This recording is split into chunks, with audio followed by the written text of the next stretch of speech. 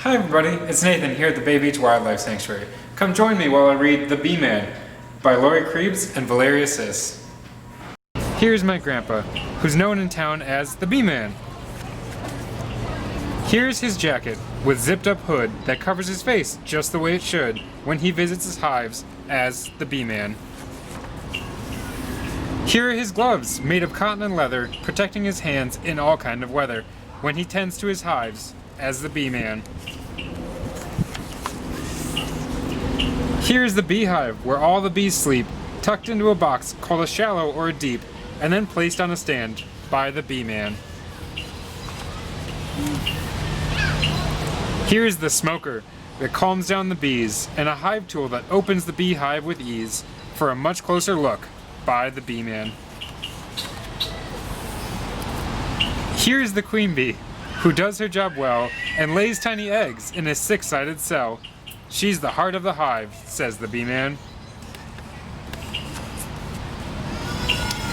Here are the drone bees with big bulging eyes and a large appetite supporting their size. They mate with the queen, says the Beeman.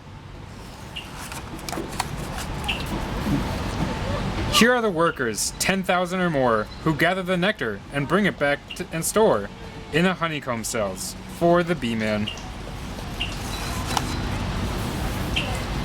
Here are the house bees with swift-moving wings that dry up the nectar a worker bee brings, making honey for me and the Beeman.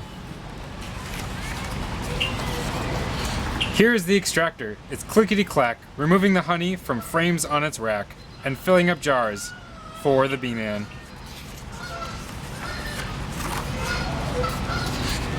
Here's some of the honey returned to the hive. It's food for the bees to help them survive the long winter days near the Beeman.